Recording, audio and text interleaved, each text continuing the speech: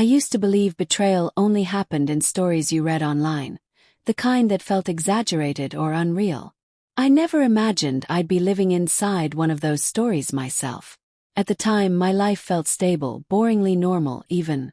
I was engaged to the woman I thought I'd spend my life with, and I had a close relationship with my younger brother. Or at least I thought I did. Everything unraveled on an ordinary evening. I came home earlier than usual that day, expecting nothing more than leftovers and maybe a quiet night in. The moment I opened the door, something felt off.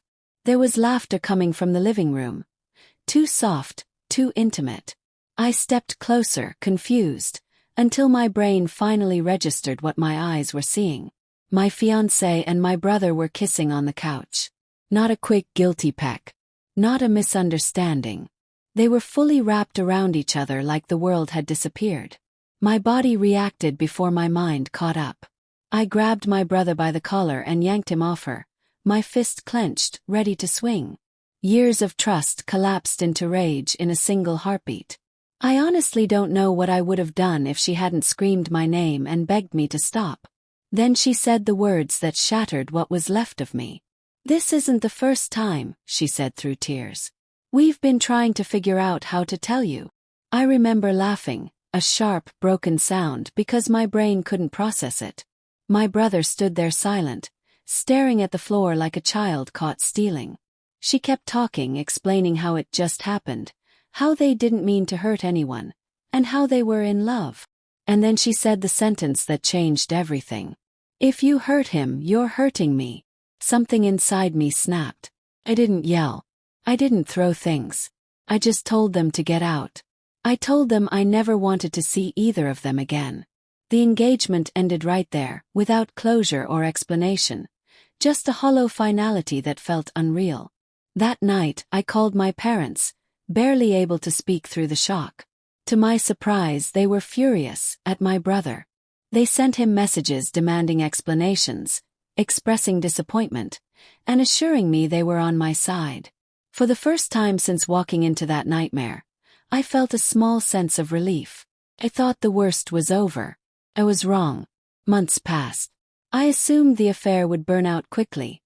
Guilt, pressure, reality catching up to them. Instead, they went public. Social media made sure I knew. A cousin texted me asking if I'd seen the post yet, and my stomach dropped before I even opened the app. There they were, smiling, happy, on a beach I had once promised to take her to. The caption called her my better half. I realized I had blocked her, but not my brother. That small oversight cost me more than I expected. When I finally looked at her page, it was worse. Photos in places that once belonged to us. Inside jokes. Moments that felt stolen straight out of my life. I blocked them both again, but the damage was done. Family started checking in. Friends were furious on my behalf. I tried to act okay, but eventually the truth came out. I wasn't sleeping, I couldn't focus, and everything felt heavy all the time. Still, I held on to one belief. My family would never accept this. Time, however, has a way of rewriting loyalties. Slowly, opinions shifted. Conversations softened. Words like mistakes, love, and second chances began creeping into discussions. People who once condemned them now shrugged and said, "At least they're happy." Every time I heard that, it felt like being betrayed all over again. And then Thanksgiving came. I didn't want to go, but my mother insisted. That night would change everything. I thought Thanksgiving would just be awkward. I didn't realize it would be the moment my family stopped choosing me. Thanksgiving was supposed to be about food, forced smiles, and surviving awkward conversations. I went in with low expectations and still managed to be blindsided. The moment I walked into my parents' house, I felt it, that heavy tension hanging in the air like a warning I ignored. The dining table was longer than usual, packed with dishes meant to distract us from everything no one wanted to talk about. My brother and my ex were already seated, together, side by side, close enough that their shoulders touched. I took the seat farthest from them. First, everyone pretended nothing was wrong. Small talk filled the gaps. My uncle asked about work. Someone commented on the weather. Forks scraped plates too loudly. Every laugh felt rehearsed. Then my mother mentioned my ex's new job. "She's been doing so well," she said brightly, as if she were talking about a distant cousin instead of the woman who shattered my life. My jaw tightened. I stared at my food, counting breaths. My brother smiled. "Yeah, I'm really proud of her." That was when I noticed their hands under the table, fingers intertwined. Something cold settled in my chest. The silence that followed was suffocating. My dad asked if I had plans for the holidays. I said I might stay home. It wasn't dramatic. It was honest. I didn't trust myself to sit through another performance of fake unity. My brother looked like he wanted to say something. He didn't. She did. She turned toward me and started talking about how she understood how hard things must be, and how she hoped we could eventually move forward. Snap. I told her to stop pretending everything was fine. I told her I was done playing along. My mother begged me to calm down, just for one night. Just for Thanksgiving. "Peace," said. "You want peace after everything." My brother finally spoke. "We know we messed up," he said, voice tight. "But we're trying to move forward.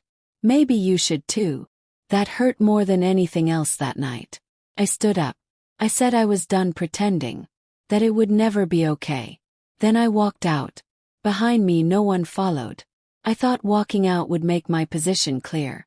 Instead, it made me the problem. After Thanksgiving, the shift became impossible to ignore. Some relatives checked on me quietly, offering sympathy without conviction. Others stopped calling altogether. Meanwhile, my brother and my ex continued living their lives openly, posting photos, celebrating milestones, acting like the past had simply expired. Then came the family group chat. My phone buzzed nonstop one afternoon. I opened it casually, until I saw the message announcing they were moving in together. The congratulations rolled in immediately. Hearts, smiley faces, supportive comments. My parents congratulated them. That broke something in me. I typed before I could stop myself. I asked if everyone had lost their minds. I reminded them what those two had done to me. The chat went silent. Then came the justifications. "They're still family.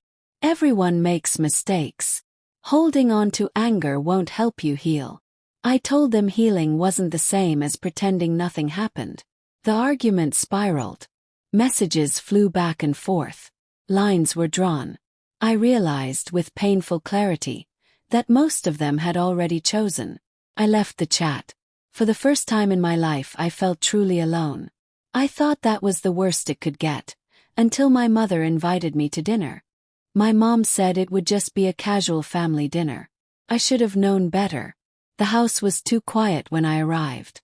And there they were, already seated. Together. I asked why they were there. My parents avoided my eyes.